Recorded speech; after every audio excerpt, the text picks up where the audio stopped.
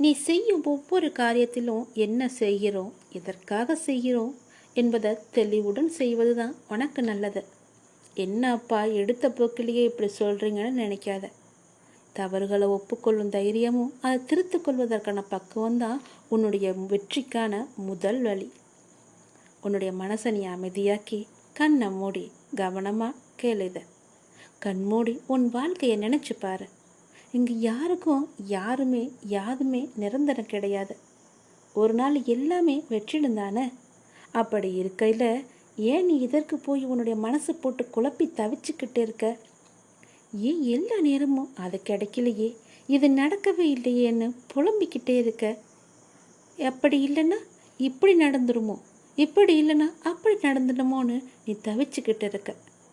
உனக்கு எது வேண்டுமோ, எந்த லட்சியத்தை நீ அடைய நினைக்கின்றாயோ அதை மனசில் கொண்டு நீ செயல்பட்டுக்கிட்டே ஒரு நாள் கண்டிப்பாக அது ஒன்றை வந்து சேரும்.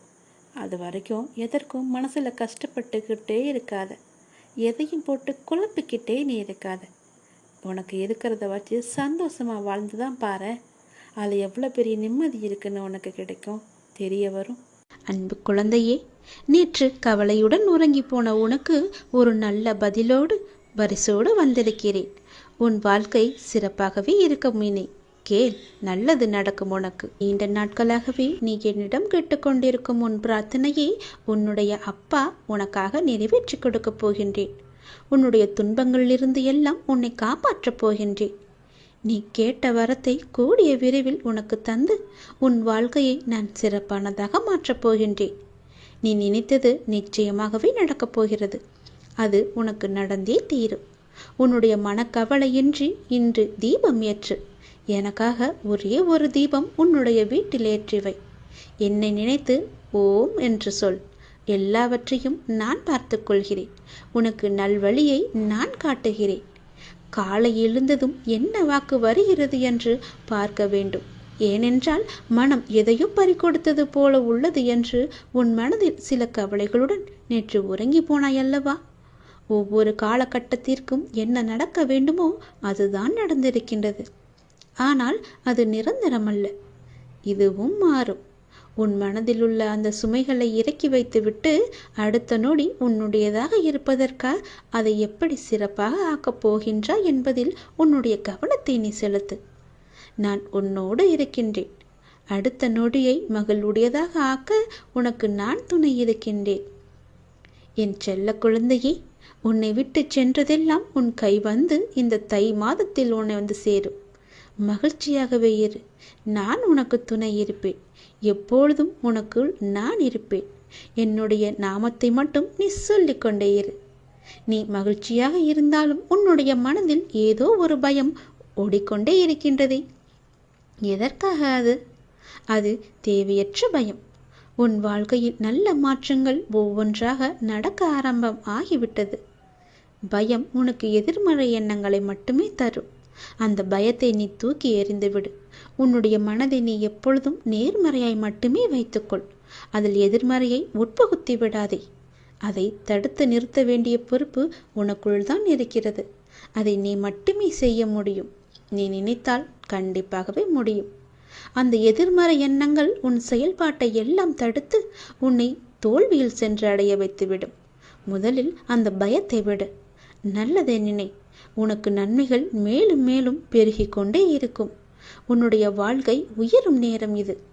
உன்னை வாழ்வை எப்போது குறை சொல்லாமல் ஏற்றுக்கொண்டாயோ, வினையை எப்போது நீ புரிந்து கொண்டாயோ, அப்போதே பல மாறுதல்கள் எல்லாம் உன்னுடைய வாழ்வில் நடக்க ஆரம்பித்து விட்டன.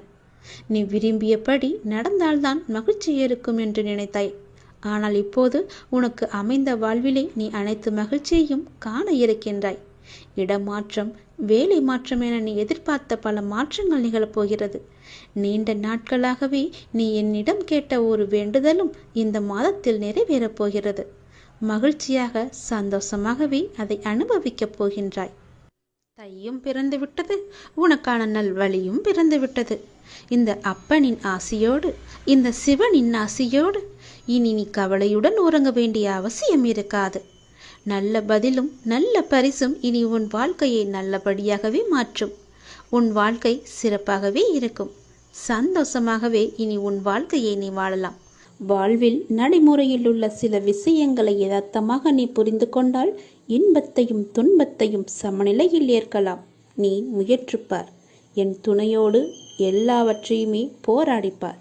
போராட்டமே இல்லாத வாழ்க்கை இங்கு யாருக்குமே அமைவதில்லை. போராட்டத்தை சந்திக்காத எந்த உயிரும் இந்த பூமியில் வாழ முடியாது. தெரிந்து கொள். பிறந்தது முதல் இறப்பது வரை போராட்டம் இருந்து கொண்டுதான் இருக்கிறது. பிறந்த குழந்தை கூட அழுகை என்னும் சத்தம் செய்துதான் தன்னுடைய தேவைகளை பூர்த்தி செய்கிறது. போராட்டத்தில் பிறந்து போராட்டத்தில் வளர்ந்து போராட்டத்தில் மடிவதுதான் வாழ்க்கை. இன்று மனிதன் போராட்டம் இல்லாத வாழ்க்கை வாழ ஆசைப்படுகின்றான். அதைத்தான் விரும்புகின்றான். வாழ்க்கையில் தங்கள் குறிக்கோளை நிலைநிறுத்திக் கொள்ள ஒவ்வொரு மனிதனும் இவ்வுலகில் போராட வேண்டியிருக்கிறது. பூந்தோட்டத்தில் ஒவ்வொரு நாளும் புது புது மலர்கள் பூப்பதுண்டு. ஆனால் அவை நிலைப்பது இல்லை. அது நியதியும் இல்லை. அதுபோலத்தான் வாழ்க்கை என்னும் பூந்தோட்டத்தில் ஒவ்வொரு நாளும் புது புது மலர்களாக பூத்து கொண்டிருக்கிறோம். எவ்வாறு பூந்தோட்டத்தில் மலர்ந்த ஒரு பூ நிலைப்பது இல்லையோ அது போலத்தான் வாழ்க்கையும். போராட்டங்கள் இல்லாமல் வாழ்வில் எதுவுமே வெற்றி பெற முடியாது. போராட்டம் இல்லை என்றால் வாழ்க்கை உப்புச்சப்பு இல்லாமல் போய்விடும். வாழ்க்கையில் உங்களுக்கு அழுவதற்கு 100 காரணங்கள் இருந்தாலும் சிரிப்பதற்கு என்னிடம் 1000 காரணங்கள் இருக்கிறது என்று வாழ்ந்து காட்டு. சரியான நேர்மையான வாழ்க்கை பயணப்பாதை முட்கள் நிறைந்த கரடுமுரடான பாதைத்தான். இப்பாதையில் முட்களாகவும் கரடுமுரடான கற்களாகவும் பிறரின் அவமான பேச்சுக்களும் பழிச்சொற்களும் நியாயமில்லாத விமர்சனங்களும் தான் நிறைந்திருக்கும். அதை நீ தெரிந்து கொள். வாழ்க்கை என்பது அவ்வளவு சுலபமல்ல. களை இல்லாத தோட்டமில்லை. அதுபோலத்தான் போராட்டம் இல்லாத வாழ்க்கையும் இல்லை. வாழ்க்கை அழகானதாக மாற்றிக்கொள்வது உன்னுடைய கையில்தான் இருக்கிறது. எல்லோருடைய வாழ்விலும் இன்பம் துன்பம் என்று எல்லாமே கலந்துதான் இருக்கும். நாம் அவற்றை எப்படி எடுத்துக்கொள்கிறோம் என்பதுதான் மிக முக்கியம். ஆசையை குறைத்து கொள்ள வேண்டும். மனநிறைவு இருந்தாலே போதும். உன்னுடைய வாழ்வில் மகிழ்ச்சி தானாக நிலைத்து நிற்கும். போராட்டம் இருந்தாலும் கூட யாரும் வாழ்க்கையை வெறுப்பதில்லை. போராட்டங்களை எல்லாம் ஏற்றுக்கொள்ளவும் நமக்கு ஏற்றதாக மாற்றிக்கொள்ளவும் பழகினாலே போதும். வாழ்க்கை பூந்தோட்டமாக மாறிவிடும். உங்களின் வாழ்வில் நல்லது நடக்க வேண்டுமென்றால் நான் சொல்வதை பின்பற்றுங்கள். நீங்கள் எப்படிப்பட்ட பாதையில் பயணம் செய்தாலும் உங்கள் நற்சிந்தனையாலும் நற்செயல்களாலும் மலரும் புதிய பயனுள்ள மலர்களால் பாதையை நிரப்புங்கள். உங்கள் வாழ்வு இனிதாக அமையும். நீங்கள் வாழ வாருங்கள். என்னுடைய ஆசையுடன் நீங்கள் போராட்டத்தில் குதிக்க தயாராக இருங்கள். என் துணை உனக்கு உண்டு. எல்லோருக்குமே சிவன் என்றால் பிடிக்கத்தான் தெரியும். தந்தை சிவபெருமான் நினைப்பது என்பது மிக பெரிய புண்ணியத்தின் ஒரு சத்திய வருமானம். மனித வாழ்க்கை வியாபாரமாகிவிட்ட இந்த காலத்தில் அந்த வியாபாரத்தை லாபமாக மாற்றுவதற்கு நாம் இறைவனுடன் வியாபாரத்தை இணைத்து கொள்ள வேண்டும்.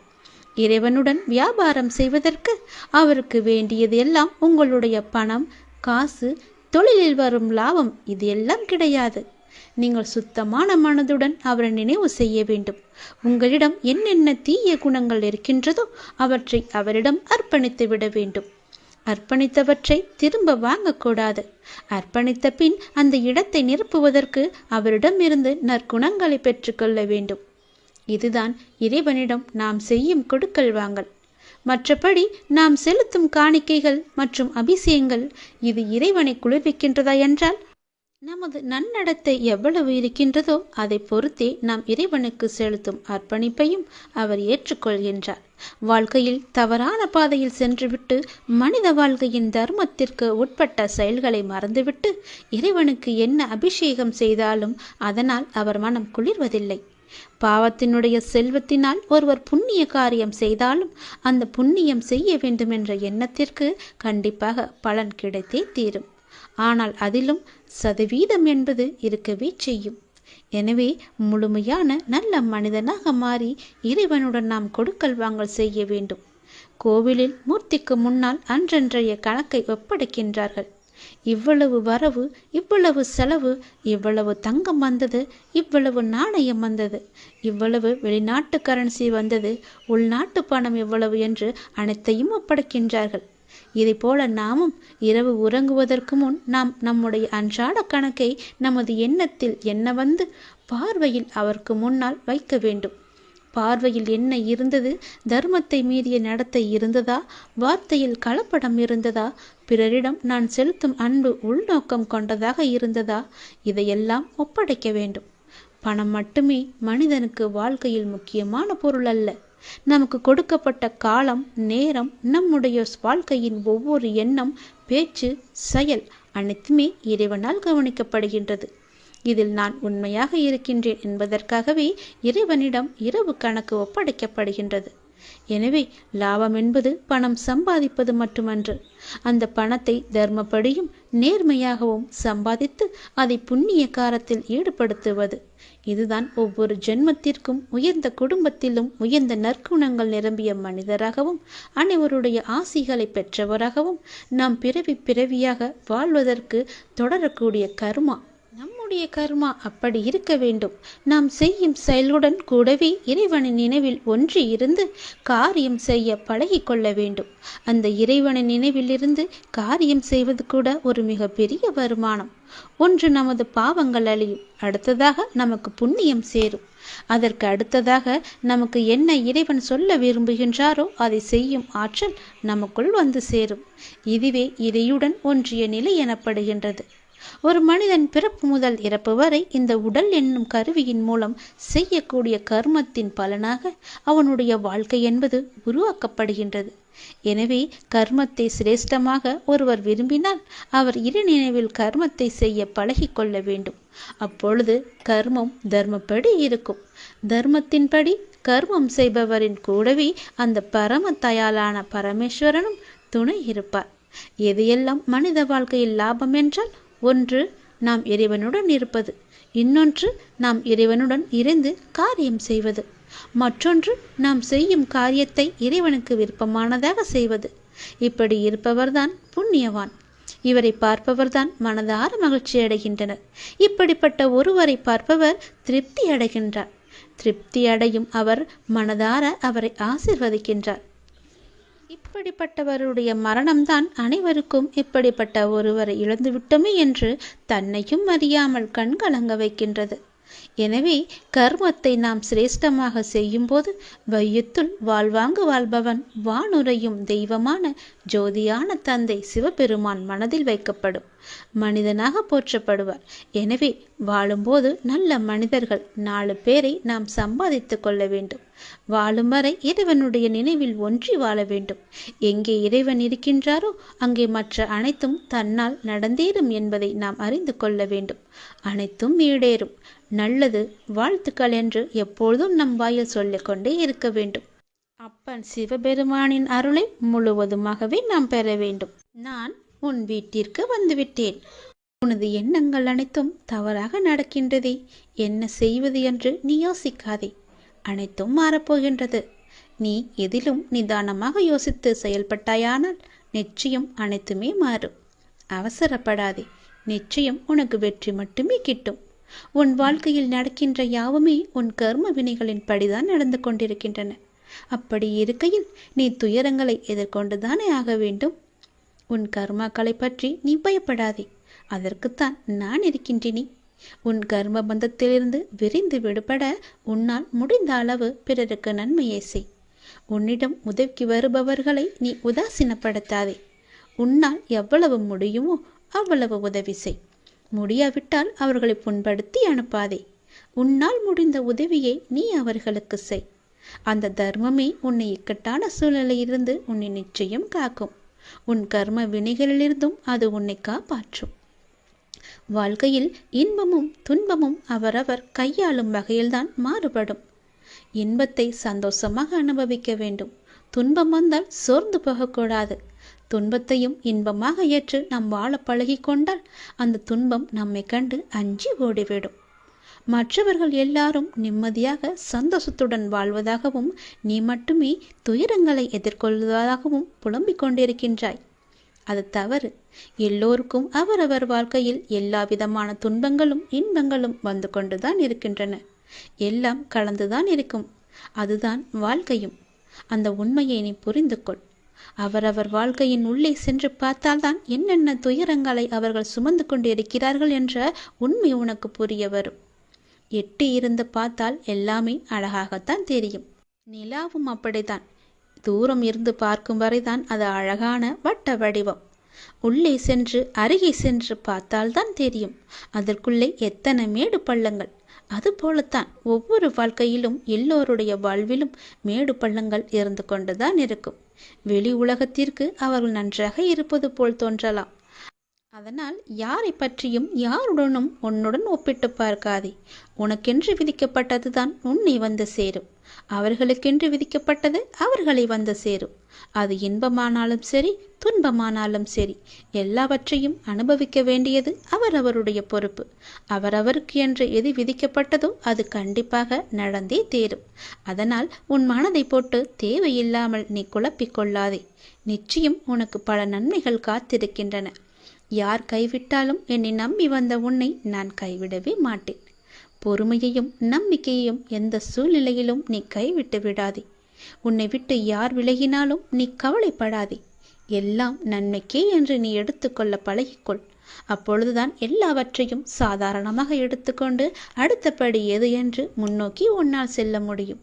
நீங்கள் மென்மேலும் வளர்ச்சியடைந்து வாழ்வில் வெற்றி பெறப் போகின்றாய். அது கண்டிப்பாகவே நடக்கும். உனது வாழ்க்கை எல்லா செல்வ வளங்களையும் பெற்று மகிழ்ச்சியாகவே மாறப்போகிறது. உன்னுடைய வாழ்க்கையில் பல அழகிய வண்ண வண்ண பூக்கள் எல்லாம் பூத்து குலுங்க போகின்றது. நிச்சயம் அது நடக்கும். இவை அனைத்தையுமே உன்னை வந்து சேரும்படி நான் அமைத்து தருகின்றேன். என் பரிபூரண அருளும் ஆசையும் அன்பும் உனக்கு வேண்டுமென்றால் நான் சொல்வது போலவே நீ செய். உன்னை உன் லட்சியங்களில் வெற்றியடையும்படி நான் உனக்கு துணை இருப்பேன். என் வார்த்தைகளை நீ நம்பினால், அப்பா சொல்வது எல்லாமே உன்னுடைய நன்மைக்கு தான் என்று நீ நம்பினால் கண்டிப்பாகவே நான் சொன்னதை நீ செய்வாய். நான் சொல்வதை நீ கண் குளிர பார்ப்பாய், காது குளிர நீ கேட்பாய். உன் வாழ்வில் பல நல்ல மாற்றங்களை கொண்டு வருவதற்கே நான் இருக்கின்றேன் என்பதை நீ முழுமையாக நம்பு. உனக்கு எப்பேற்பட்ட இக்கட்டான சூழ்நிலை வந்தாலும் நான் இருக்கிறேன் என்பதை மட்டும் நீ மறந்து விடாதே. உனது எண்ணங்கள் அனைத்தும் தவறாக போய்கொண்டிருக்கிறது. அது மாயை என்ற வலையில் சிக்கிக்கொண்டு தவித்து கொண்டிருக்கிறது. உன்னை காப்பாற்றவே நான் இப்போது வந்திருக்கிறேன். நான் உனக்காக அவதரித்தவன். அனைத்தும் மாறப்போகிறது. எதிலும் நிதானமாக மட்டும் யோசித்து நீ செயல்படு. எது செய்தாலும் என்னிடம் சொல்லிவிட்டு செயல்படு. உனக்கு நல்லதாக நான் அதை மாற்றி காமிக்கின்றேன். எந்த கர்மா உன்னை நெருங்காமல் நான் பார்த்து கொள்கிறேன். எப்பொழுதும் எனக்கு துணையாக நீங்கள் இருங்கள் அப்பா என்று எப்போது என்னிடம் வந்தாயோ அந்த நொடி முதலே உனக்கான நல்லதுகளை செய்ய நான் ஆரம்பித்து விட்டேன். எது நடந்தாலும் நான் பார்த்து கொள்கிறேன். நீ தைரியமாக இரு.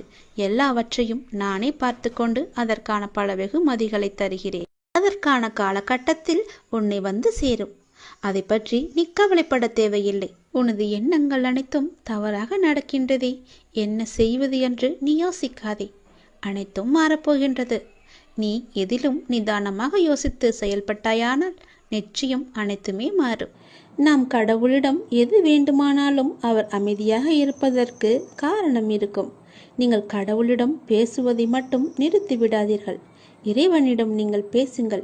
இறைவனிடம் பேசும் வார்த்தைகள் மிகவுமே வலிமையானவை. இறைவனிடம் திரும்ப திரும்ப ஒரு விஷயத்தையே சொல்லும்போது அது கண்டிப்பாக நிறைவேறியே தீரும். இறைவனிடம் நீங்கள் கேட்கும் ஒவ்வொன்றையும் அவர்கள் கவனித்து கொண்டு தான் இருக்கிறார். உங்கள் பிரார்த்தனைகள் கண்டிப்பாக ஒரு நாள் நிறைவேற்றப்படும். அவருடன் பேசுவதை மட்டும் நிறுத்திவிடாதீர்கள். ஒரு விஷயம் நமக்கு நடக்க வேண்டும் என்றால் இறைவனிடம் முறையிட்டு கொண்டே இருங்கள். இது நடந்தே ஆக வேண்டும், இதை சரி செய்யுங்கள் அப்பா என்று சொல்லிக் கொண்டே இருங்கள். நிச்சயமாகவே அவர் உங்கள் பிரார்த்தனையை நிறைவேற்றி தருவார். நம்பிக்கையோடு இருங்கள். அவர் தருவார் என்ற நம்பிக்கையோடு இருங்கள். நம்பிக்கை இருந்தால் அந்த வானமும் நமக்கு வசப்படும். இந்த பிரபஞ்சத்தையே ஆளும் மிகப்பெரிய சக்தி உங்களது தேவைகளையும் கண்டிப்பாக நிறைவேற்றும். இறைவனால் நிறைவேற்ற முடியாத அளவிற்கு பெரிய பிரார்த்தனைகள் எதுவுமே கிடையாது. அவர்தான் அந்த பிரச்சனையை உருவாக்கியவர். உருவாக்கியவருக்கு பிரச்சனையை தீர்க்க தெரியாதா? உங்களுக்கு தேவையானதை கண்டிப்பாக அவர் வழங்கிக் கொண்டே இருப்பார். அதை யாராலும் தடுக்க முடியாது. இதுவரை இறைவன் கொடுத்ததற்கு இனி கொடுக்க போவதற்கும் என அனைத்துக்குமே நீங்கள் நன்றி சொல்ல வேண்டும். நன்றி சொல்ல மறவாதீர்கள்.